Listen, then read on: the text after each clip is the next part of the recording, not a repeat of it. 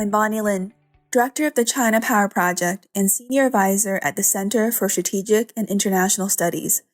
In this episode of the ChinaPower Podcast, we will be discussing the recent conflict between Iran and Israel. What is the current status of the conflict and how has China evolved or impacted? What actions has China taken thus far to support Iran? And what can this tell us about China's strategic calculus? To discuss these questions and more, we are joined by Mona Yacoubian and Tuvia Gering. Mona Yacoubian is a Senior Advisor and Director of the Middle East Program at the Center for Strategic and International Studies. She has more than 30 years of experience working on the Middle East and North Africa with a focus on conflict analysis, governance and stabilization challenges, and conflict prevention. She was previously Vice President of the Middle East and North Africa Center at the U.S. Institute of Peace, where she managed field programming in Iraq, Libya, and Tunisia, as well as Washington, D.C.-based staff. In 2019, she served as Executive Director of the congressionally appointed Syria Study Group. From 2014 to 2017, she served as Deputy Assistant Administrator in the Middle East Bureau at the U.S. Agency for International Development, where she had responsibility for programming across Syria, Jordan, Lebanon, and Iraq. Tuvia Gering is a China analyst at Planet 9, a Tel Aviv and East Asia-based tech company. He is also a visiting researcher at the Institute for National Security Studies Diane Guilford Glazer Foundation Israel-China Policy Center, and a non-resident fellow in the Atlantic Council's Global China Hub. Previously, he was a research fellow at the Jerusalem Institute for Strategy and Security and the Israeli-Chinese Media Center. Gering is the editor and author of Discourse Power on Substack, a newsletter covering leading Chinese perspectives on current affairs. He holds a BA in East Asian Studies from the Hebrew University of Jerusalem and an MPH in Disaster and Emergency Management from Tel Aviv University. This podcast was recorded on July 14, 2025. Mona and Tuvia, thank you for joining me today. Thanks for having me. It's a pleasure to be with you. Likewise. Thank you for having me. So this is a very timely topic, and I know things are still changing on the ground, but to the extent possible, Mona, I'd love to start with you to ask for your sense of the background of what led to the current conflict and tensions between Iran and Israel. Yeah, I think we should understand last month's 12-day war in the context of Hamas's unprecedented terrorist attack on Israel on October 7th, 2023. It's really from that point that we've seen a very significant escalation of tensions between Israel and Iran. Just one day after October 7th, Hezbollah, one of the most powerful militias in the Iranian-allied axis of resistance, initiated strikes on Israel. We then saw the Houthis, another Iranian-backed militia, this one based in Yemen, undertaking strikes, as well as Iranian-backed militias in Iraq. And so this kind of tit-for-tat escalation eventually led to direct military confrontation between Israel and Iran, starting first in April of last year and then again in October of 2024. And I note this because really, in a lot of ways, I think provides an understanding of the lead up to the confrontation and the war that we've just witnessed. Really, those direct military confrontations between Israel and Iran, at least in my view, analytically, crossed a Rubicon last year, and we began to see this interstate confrontation. There are lots of factors, I think, that drove the timing of Israeli strikes. First, I think there was a window of Iranian vulnerability that was potentially closing. Israel had already really undertaken fairly significant damage, eroding significantly Iran's air defenses. And then there was also, of course, concerns that Iran was continuing to produce highly enriched uranium at 60% and that it could move to enrich further to 90%. So it was both, I think, a sense of a closing window of opportunity of Iranian vulnerability and a deepening sense of urgency that Iran was potentially moving closer toward a nuclear weapon. I would note, though, I think that there are different assessments as to exactly how close Iran was to a nuclear weapon, or if in fact that was even its intention. And Mona, how would you assess the current situation on the ground? Obviously, there's been discussions of ceasefire, U.S. involvement, but would you characterize it as relatively stable or things could escalate any moment? Well, I should note, of course, following the U.S. intervention, an unprecedented intervention by the United States, on June 22nd, the U.S. targeted 3 Iranian nuclear sites, including Ferdo, this deep underground uranium enrichment facility.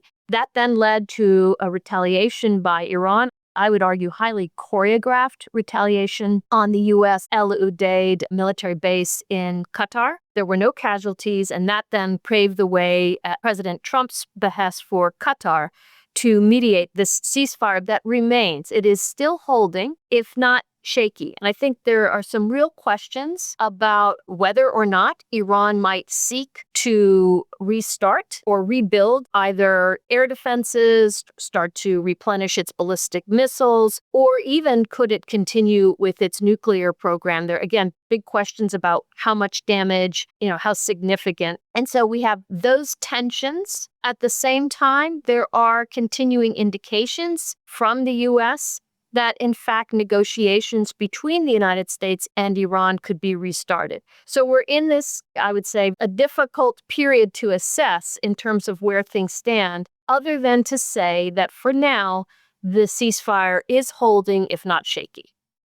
Thank you. And Tuvia, what are you seeing in Jerusalem? Just to add a few points from an Israeli perspective, I think there's something important to understand, that there's been a paradigm shift in Israel after October 7th. So this was the worst massacre of Jews since the Holocaust, perpetrated by one of its weakest enemies.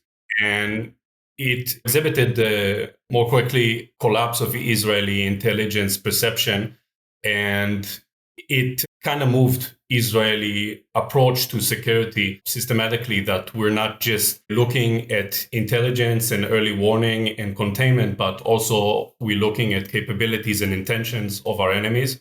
So in addition to what Mona mentioned, I think it's important to realize that there were credible reports from Israeli military intelligence that Iran was speeding its not just nuclear weapons program, but also its missile arsenal, increasing it from several thousand before the war in June to over 8,000, according to this estimate. And it felt for Israel that Iran was buying time, waiting perhaps for the midterm elections or for Trump to leave the scene. And at the same time, it's been increasing its capabilities of arming a nuclear weapon. And it's not just we had this ability to attack Iran. We had this sense that this is now or never. It's this unprecedented weakness is mentioned, but also the return of the nuclear negotiations in early July. And then you have the weakening of this axis of resistance that was mentioned, especially the crown jewel of Hezbollah and collapse of Assad, which is a major point for transferring arms and weapons through the region. And having Trump's support in the White House meant that this is an opportunity for Israel to have this preemptive strike against this very credible and real threat. Thank you very much, Tuvia. You touched on something that I want to cover before delving into more of what does this mean for China and how China has been involved. And that's the role of external powers in supporting both Iran as well as Israel. Mona, turning it back to you, how have you seen external powers supporting Iran in any way, shape, or form? And particularly, did you see Iran specifically request any type of external support? Starting with the first part of your question, Bonnie, and we've been doing work here at CSIS on this, I hesitate to call it alliance or even axis, but this grouping that even has earned an acronym in Washington of CRINC, China, Russia, Iran, and North Korea. And so I think we could look at each of those elements and see to varying extents how in the past they have provided military support or cooperation to Iran. So, for example, we know North Korea has provided ballistic missile technology to Iran. Reportedly, the Shahab missile series was heavily influenced by North Korean designs. We know that North Korea also reportedly has provided Iran with tunnel digging technology. That's super important when we look at Ferdo, that, as I noted before, that underground facility that could only be penetrated by bombs that only the United States has in its possession, these 30,000-ton bunker buster bombs. We've also, of course, seen, I think in a more significant way, deepening military cooperation between Iran and Russia, with Russia supplying Iran with its air defense systems, technology, and weapons. But what's interesting is, frankly, in recent time, the flow has really more been going the other way, which is to say from Iran to Russia, providing Russia in particular with drones and ballistic missiles. And then China, of course, comes in, I think, with, more limited levels of support. We've seen most recently reports of, for example, chemical components for Iran's missile programs. Now, did Iran ask for help during this conflict? Yes, we believe so. There was a visit, for example, of the Iranian foreign minister Araghchi to Moscow. And that was, I don't remember exactly the date, but sometime into the conflict. And there, it's reported that he asked for help in rebuilding Iran's air defense systems. We should note that Israel really has air superiority over a good swath of Iran, certainly over Western Iran. We can surmise that Iran is probably also looking for replenishment of its ballistic missiles and drones. But again, with Russia in particular, Russia is very much taken with the conflict in Ukraine. And so while there have been requests probably for assistance, we have not seen much, if actually we've seen nothing that we can report other than rhetorical support from Russia and China in particular. Thank you, Mona. And Tuvia, from Israel's perspective, obviously we've talked about the U.S. support for Israel. Any other significant sources of support? And is Israel also concerned of other sources of support for Iran? Sure. So beyond the U.S., which was central in supporting Israel, both in defense and then in offense, intelligence sharing, I think Germany, the UK, and France, because they're parties to the JCPOA, and have the ability to reactivate the snapback, which is currently in the news.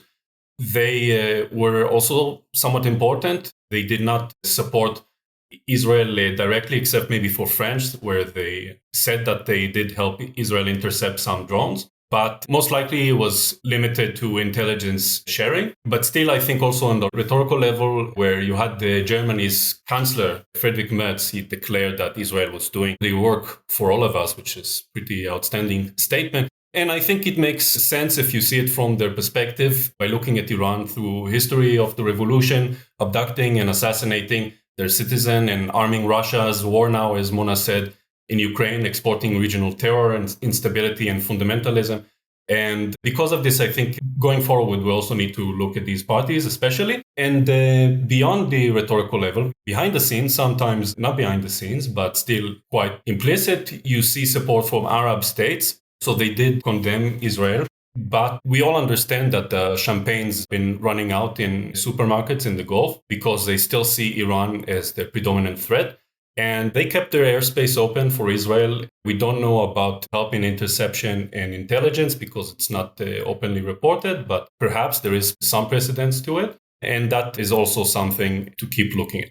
Thank you, Tuvia. I now want to transition to look at what China is doing and understand the role that China is currently playing and could play in the future. Maybe, Tuvia, over to you. How would you characterize China's approach to the recent Israel-Iran tension conflict? And in particular, how would you describe China's strategic interests vis-a-vis both Iran and Israel? Well, okay, it's a big question. So I think China, like most of the world, was caught by a surprise. The clobbering of its comprehensive strategic partner by Israel, and then with Beijing's strategic rival, the US, is something that surprised, especially when it perceived Iran's weakness. It was forced to quickly navigate this balancing act between its broad regional economic and geopolitical interests, on the one hand, the limitations of its power, along with the risks of entanglement on the other. So this translated to mostly reactive, even realist, insofar pragmatist and self-interested approach to this war. And I think even to a smaller extent, opportunistic approach. We need to take a step back just to consider before this war, there's a lot of rhetoric about this 25-year deal under this comprehensive strategic partnership that China and Iran signed in 2016. And then they signed the 25-year deal in March of 21. This growing trilateral coordination with Russia and Iran, including this week in the summit of the Shanghai Cooperation Organization in Beijing, and the shared anti-Western, anti-US worldview, culminating in China's mediation of the detente between Iran and Saudi Arabia in March 23, engendered a lot of frothing commentaries about this new axis of upheaval, axis of so on and so forth. Facetiously, you can call it an axis of meh, pretty much. And I don't mean to discount the real risk and implications of Iran-China-Russia coordination. I think Mona pointed to them, and there's much more to this behind the scenes.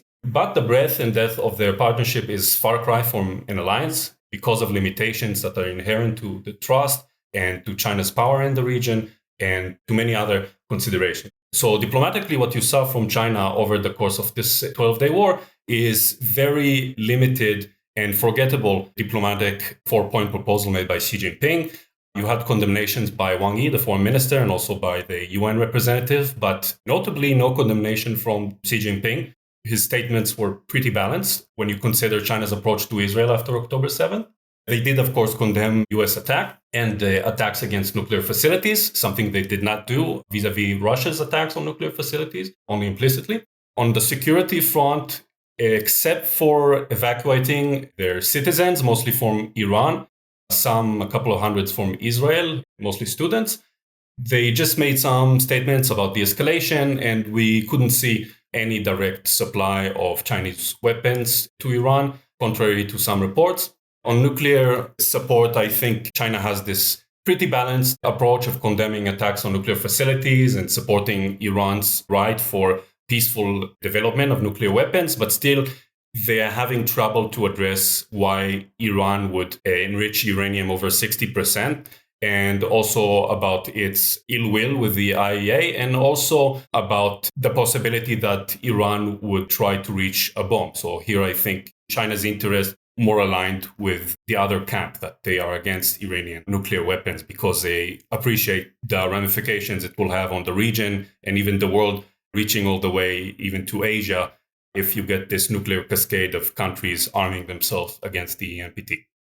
Tuvia, a lot to unpack there. Maybe I'll just ask one or two follow-on questions. And of course, Mona, please feel free to jump in. Both you and Mona mentioned the perceived Iranian weakness as well as a window of opportunity. How much did you see that emerge in terms of Chinese scholarly or official discussion of what's happening right now in the Middle East? And to what extent is that really impacting China's considerations on its approach towards Iran? I think this war sparked intense debates in China about Iran's value and its perceived weakness and ability of continued Chinese support in light of this weakness. And this is what I think was reflected in Beijing's more cautious and even ambivalent response. So one camp that I saw in Chinese debates about this war, they looked at US intervention, reinforcing this view that Iran has become a liability. So even before the June war and after October 7th, there were criticisms from scholars that are not big fans of Israel, should I say. But they've been critical also of Tehran's mishandling of the nuclear file, about missing strategic opportunities, about entrenched corruption, autocratic governance, its military weakness. So when Israeli airstrikes began, there was even a palpable wave of schadenfreude in Chinese social media and some academic circles. And this could be seen, for example, in an interview done this week with the Iranian ambassador to China, to Guangzhou, where he was asked about this small wave. Israel appeared to dominate the skies, as Mona explained.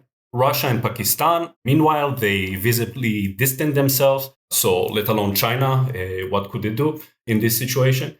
So you got the prominent MENA scholars in China talking about this predicament, that it's not just because of US and Israeli and Western pressure, but also because of its own revolutionary ideology, diplomacy, regional policy, and namely because of its relentless focus on exporting revolution, resisting the US and seeking to annihilate Israel. And Israel, in contrast, and I can quote, for example, Professor Ma Xiaoling from Zhejiang International Studies University. He talked about Israel normalizing its ties with Arab countries, Muslim countries. During the war, he said that it's no exaggeration, and I quote, to say that Iran brought the Israeli attack on itself. So that's one camp. On the other hand, you got more defense-oriented scholars and policy advisors in China looking at this coming or possible collapse of Iran or a regime change is a security threat for China's strategic interests. For example, a former PLA attaché in Iran, in Tehran, Lieutenant Colonel retired Liu Qiang, he called for proactive measures in the event that US and Israeli strangulation, as he called it, succeeded.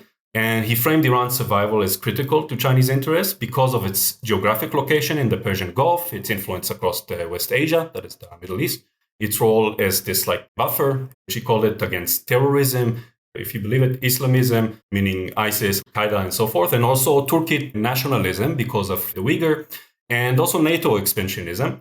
And that's before taking into account its considerable economic potential in case sanctions are lifted. One other scholar went so far as adding to these arguments that it's not just if Iran falls that NATO troops could amass China's western gates. This was Wang Yiwei. He posted this on Weibo and later deleted it. He also added that China should not intervene militarily, but should support Iran with large quantities of Chinese-made weapons. And this is a sentiment that was echoed a lot by nationalist pundits on Chinese social media, even though we couldn't see any proof of that. And on the normative level, I think, or discourse power level, you saw many Chinese commentators look at this as just another step in US unilateralism, threatening regional stability, and this reinforced Beijing's narrative that the US hegemony is declining and China's version of regional or a new security architecture is better, and it represents the interests of the global south, and so forth. Tuvia, just to make sure, you said that of the second camp, there are some folks who are saying that China should intervene militarily, or at the minimum provide significant military weapons. Yes, so this is the extreme end, and I think there were many voices in between. I wouldn't call the latter a consensus. I don't think this represents the majority view. I think that the more cautious approach is what China decided eventually, and it is more in line with its regional policy and its geopolitical, global policies, especially in the Middle East. But it just does not make sense for China to help Iran directly at this point, or at least back then, openly, because it could backfire very easily, first by inciting a much stronger reaction from the US and the international partners, but also among Gulf countries and Israel, which China has been working hard to improve its relations. For this reason, it just not only wouldn't help Iran, but it could also implicate China's interest. And Mona, did you want to jump in here? Yeah, I mean, Tuvia has laid down, I think, a very rich set of points, and maybe just to pull on the thread on a few of them. I mean, first, I love, Tuvia, your phrase of axis of meh, which I think is really correct. And, I think if we're thinking about Iran and China, of all of those different relationships, of that kind of geometry of diplomacy, if you will, in the crink axis, so-called, the Iran-China one is the one that is, frankly, most out of balance. In other words, the Chinese, so far and away, have the upper hand in that relationship. And I think Iran is, from an Iranian perspective, painfully aware of that and perhaps resigned to the fact that they can't expect much, if anything, from China. I think you hear that, there's a sense sometimes in Tehran amongst the various leaders that, in a sense, they're being exploited by China for their cheap oil. Not that they're going to change anything. I think, Iran is in a very, frankly, desperate place. And so it'll take whatever it can get, but I think not holding their breath on being able to count on much, if anything, from China. I would, in particular, really double down on the point that Tuvia just was closing with, which is, Iran, I think, is supremely aware that China has other equities in the region that it is protecting, and in particular, its ties to Gulf countries. Of course, it depends on, and China is the largest market of export for Iranian oil, but of course at deep, deep discounts given the sanctions regime. I think the Iranians are savvy enough to know and understand that China really is balancing all of these other equities in the region, including its ties to various Gulf countries and Israel as well. And so as a result, I think Iran is actually resigned to that it's not going to get much, if anything, from China. And that may have a real impact on its willingness, quite frankly, to come back to the negotiating table with the United States, which we are continuing to hear rumors may be the case. And if so, it could well be that Iran has sort of made the calculus that it didn't get really anything from Russia, even though it came to Russia's aid in its hour of need, and not likely to get much, if anything, from China. I will say there was some speculation and some sort of pot shots taken at Russia that I think it's S-300 air defense systems that Iran has didn't perform well, and that this was a real hit to Russia, and that maybe China would come in. But then again, given these equities, I think from the Russian perspective, they're less concerned about the reputational hit of their air defense systems not working well. Russia, too, is interested in deepening and preserving its ties to the Gulf in particular, and also to Israel. And so I don't think Russia even feels a sense of competition with China should China actually decide to fill in or come in and start to become the provider of those air defense systems. But again, I don't put that scenario as one of high likelihood. So Mona, both you and Tuvia have mentioned the importance of how external actors such as China and Russia are balancing relations with Iran, but also with Gulf countries. And I found it fascinating, Tuvia, that you mentioned that the Gulf countries kept their airspace open for Israel. Could you just share a little bit about what position the Gulf countries have taken on this conflict? And to what extent have they made any statements of either Chinese or Russian involvement or lack thereof? Yeah, so openly, their involvement in this was pretty minimal. There was a lot of hedging and trying to ensure that they are staying out of this conflict. And for this reason, they were relatively quick to condemn Israel, this way ensuring that in case of an Iranian retaliation against Israel's preemptive strikes, their interests won't be harmed. And I could only make conjectures and speculations because this all happening behind the scenes because of the pretty robust relationship with Israel on the security and intelligence, especially vis-a-vis Iran over the last few years. And after the Abraham Accords, there may have been some coordination on the need for Israel not to strike against Iranian oil assets because this could lead to retaliation from Iran on Gulf countries.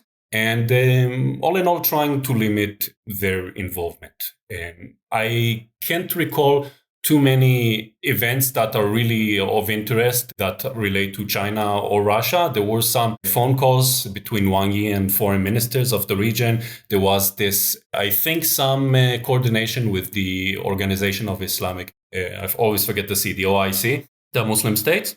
But aside from that, I don't think there was a lot going on from the Arab Gulf. If I could jump in on this, because I might differ slightly with Tuvia on this point. I think that the Gulf, quite frankly, has no concerns. On the contrary, probably relieved to see Iran cut down to size the way it has been. But I think it is important to note we are at a different time where the Gulf is more concerned about Israel's behavior as well. And we've seen that, again, as noted in the pretty stark condemnations of Israel across the board. The one country that didn't condemn Israel, interestingly, was Syria. And I think there you do see a little more kind of overlapping interest in terms of strong antipathy toward Iran. I think the Gulf, is concerned about Israel sort of undertaking to become the military hegemon of the region. That is not, I think, from the Gulf's perspective, in their interest. And so I think you're seeing Gulf countries really sort of navigate a pretty narrow and delicate path between sort of what they view their interests to be vis-a-vis Iran and their concerns also about Israel. I would note that prior to this latest onset of conflict between Israel and Iran, we had seen a deepening, and we still continue to see, quite frankly, a deepening rapprochement between Iran and the Gulf Arab states in particular. That rapprochement does not appear to have diminished even after this 12-day war. They continue to meet and have contacts. And so I guess it's my sense that this is a slightly different situation than has pertained in the past, and it'll be interesting to watch and see where things evolve. Thank you. I also wanted to follow up on a point that was raised earlier, which is that we currently haven't seen much external support for Iran. I think for many of us watching the types of support provided to Russia after its invasion of Ukraine, a number of analysts have argued that it's taken time, right, for other countries to provide support, including support from Iran, China, and North Korea.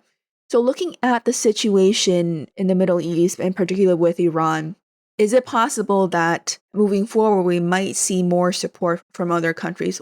What are your thoughts on the possibility that in the next couple of weeks or months we might see more support from either China or other countries to Iran, particularly if the ceasefire holds? So we're talking about both military support and political support, or just one or the other? Both. And Tuvia, you're probably aware of a lot of rumors of the potential for China to transfer various types of weapons to Iran, including surface-to-air missile batteries.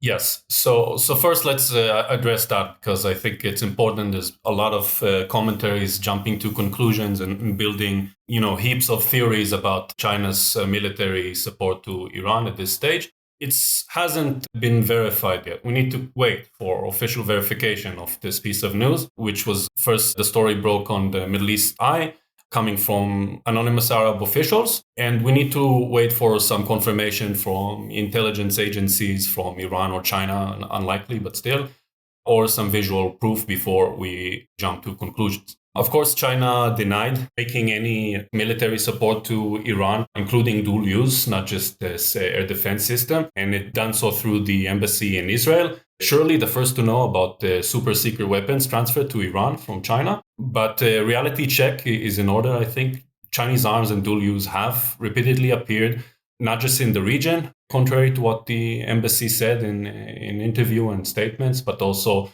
in Ukraine, in Libya, in Myanmar, and this is just in the last 12 months. And Iran, of course, with components for its missiles and drone programs appeared repeatedly from China-based or Hong Kong-based entities in the US ever-expanding list, including one statement that was made last week. And I think Mona also mentioned the chemical precursor for Iran's solid-fueled missiles, as we've seen from 3 sanctioned ships making their way from China to Iranian ports, delivering sodium perchlorate. I think that the need is definitely acute, and it's there on the demand side from Iran. On the supply side, there's little that Russia could do, and I think its air defense system showed to be less on par to what was anticipated. Whereas China does have its Hongqi systems, the HQ-9, HQ-16s, which are already exported to other countries. And at a time where Russia is less reliable, they could step up. For China, it does make sense strategically to provide this support, despite all the different caveats I mentioned before. One of the most important reasons is because Iran is so weak right now, and providing it with air defense system could help offset this US and Israeli predominance. It could restore some balance to the region and some deterrence to Iran, thereby deterring future attacks, even avoiding regime change or collapse, which is definitely against China's interest. Also, it's notable that these systems are not plug and play. This is something that requires a lot of training and arming and logistical lines of supply chains. Still, we should not discount this report. Everyone listening here, whether you're a journalist, researcher, or working in government, we need to follow this space closely, because Iran has a history of, at the very least, copying Chinese designs of weapon systems. So this is an issue. Now, back to the question, going forward, what could happen? So I think it is China's interest that diplomacy persevere. And on that front, I think its interests somewhat align with that of Israel and the US. Having bombed Iran and weakened its hand, I think now what we're looking at is an interest to reach a new nuclear deal that could also address Iran's missile program and its proxies, but first its nuclear program that hasn't disappeared, and China trying to be this responsible major power. They could have a hand in this. They did take a secondary role during the JCPOA a decade ago, and now they're showing that they are more interested in playing a role, and Iran might give this opportunity to them with Russia. and this remains to be seen. I think that a really good analysis by Zhu Zhaoyi, who is the director of the Israel program at UIB in Beijing, and he talked about China's red lines during this war. So the first red line was regime change and external military intervention, which is counter to China's interests. But still, China would not go out and help Iran militarily. This is what he wrote. He said that China's help would be limited to UN-led peacekeeping initiatives rather than condoning direct military intervention. And of course, they're against any installation of pro-Western puppet, as he called it, outside powers involved or interfering in Iran. Another red line, he said, is this military alliance, that it doesn't exist. So he agrees with all of us that there's no unconditional military defense pact between Iran and China. And finally, the nuclear issue is also a red line. So if Iranian facilities would be damaged even further, so this is against Chinese interests, but at the same time, China is definitely against Iran reaching nuclear weapon because of the implications to the region and the world, as I said before. And the last point he made, which is quite unusual, you do have some basing to it in China's security architecture for the Middle East, which it first proposed in late 18 and early 19, which included this idea that we need to create in the region a new security architecture that is post-American, post-Western.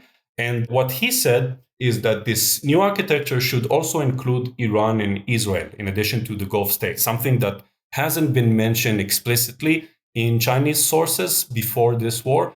And I think this could be the way going forward if we want to engage China more positively from Israel, from the US. But I think a lot will depend on the situation on the ground and what Iran would do. And anyway, I think it kind of summarizes the Chinese view going forward.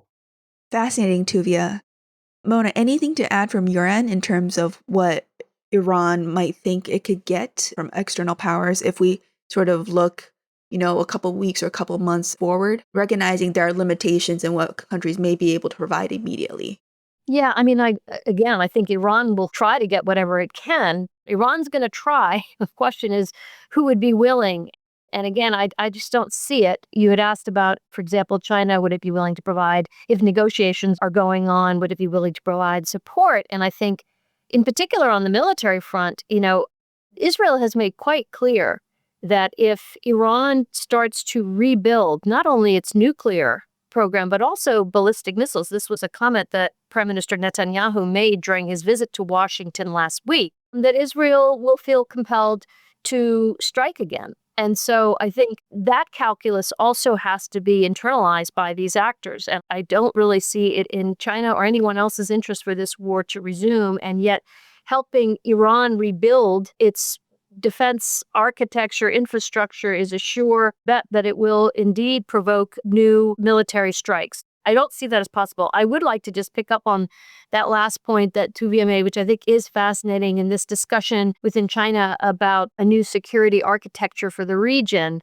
and one that would include both Israel and Iran. And again, we're day by day here. Hard to know where things are headed. If, as the U.S. is suggesting, if there is a way to bring Iran back to the negotiating table, if Iran agrees to zero enrichment, which is pretty much what everyone determines is likely to have to happen if they are to resume negotiations, if there is some sort of de-escalation in the region, I do think discussions will naturally turn toward, well, this is a region, the only one in the world without a multilateral functioning and effective regional security architecture, no forum for dialogue to discuss differences, etc. And yet this is perhaps the most conflict-prone region of the world. So I think that those kinds of discussions will start to be had, although I had the opportunity to speak to some Gulf and other analysts over the weekend, and there, I thought what was interesting is that it's not likely that we will see these sort of grand designs of a region-wide security architecture. Those discussions have been had for years and have never gone anywhere. But rather that perhaps there will be small steps taken, different nimble approaches to regional problem solving. Now, the extent to which and how those kinds of dialogues and discussions can include both Israel and Iran, I think is an open question to say the least. But it will be interesting to watch and see if any of those kinds of ideas gain traction. But again, I think we're still a long ways off from that. Mona, I do want to follow up on this general trend to ask you, to what extent are you actually seeing Iran's calculations change because of the war? But also in the case that you mentioned of if Israel were to engage in another strike against Iran, how would all of this potentially change Iran's calculations? And what do you actually expect in terms of Iranian activities as we move forward? Well, that's the $64 million question, and I wouldn't purport to have the answer to it, right? And this is a very opaque regime, to say the least, the Islamic Republic. But I think if we're thinking about it analytically, we can think about two key and frankly diametrically opposed paths. One, which really had a lot of currency in the immediate aftermath of the 12-day conflict, is that Iran's lessons taken will be that it should have followed the path of North Korea and gained covertly a nuclear weapon. And so with that rationale, there was some speculation that, in fact, with whatever remaining capability Iran has, and we don't know exactly how much, because as I think Tuvia noted earlier, its cooperation with the IAEA has been suspended. There are no independent monitors on the ground anymore in Iran. So there is a fear that Iran could sprint to a crude nuclear device. That would be one path.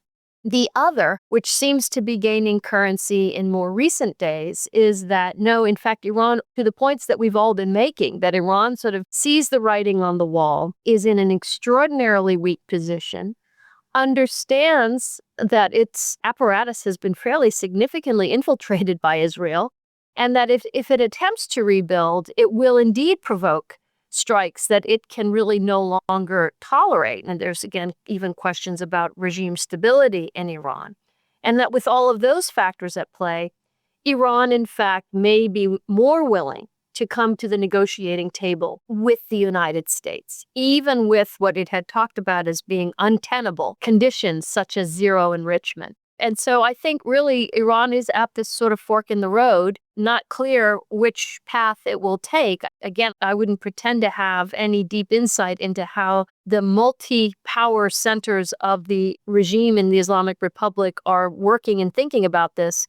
But I think those are the two paths to look for, and we'll have to see and keep our eyes open for indicators as to which direction Iran is moving in. Tuvia, could you just walk us through what you might expect from China if Iran were to walk down either of the forks of the road? Sure. So on the one hand, you have Iran sprinting for a bomb. Under this scenario, it would be very difficult for China to maintain its open support for Iran, as it has been doing, because its explicit policy on Iran's nuclear program that it is against nuclear weapons. And of course, the policies can change, but I just don't see this happening. And in that case, you might see a situation where China joins or at least abstains in UN sanctions, but not beyond that. And again, it really depends on the situation on the ground.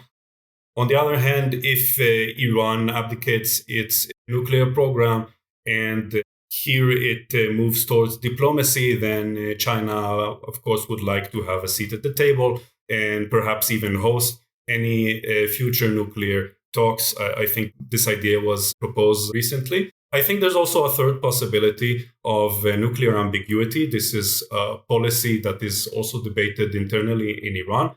Not entirely my specialty, but I've been following reports from INSS Iran program commentaries talking about this. And you also see there somewhat of a debate inside Iran, where on the one hand, people calling for ambiguity, saying that this could only invite more US and Israeli attacks. And on the other hand, people saying that this would prevent North Koreanization of Iran. And Iran is not North Korea. Iranian people are not North Korean. They are part of this Eurasian landmass. It's a very different situation, and it could become untenable this way or another. And this is why a more cautious position. And I think if you ask me, this a more likely situation where we don't know where this 400 kilograms of enriched uranium is placed at the moment. We don't know what are their plans on sprinting to a bomb.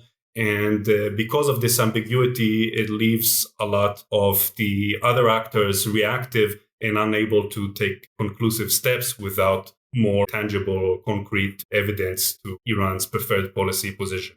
A lot of food for thought. And as both of you mentioned, it's a very uncertain situation where we really need a lot more information, a lot more intelligence. And of course, there's also a lot of rumors that are not true, right? So it's a very difficult situation to unpack. And I really appreciate the two of you joining me to the extent possible, describing the situation in the region as well as where China fits in. Thanks, Bonnie. Thank you, Bonnie.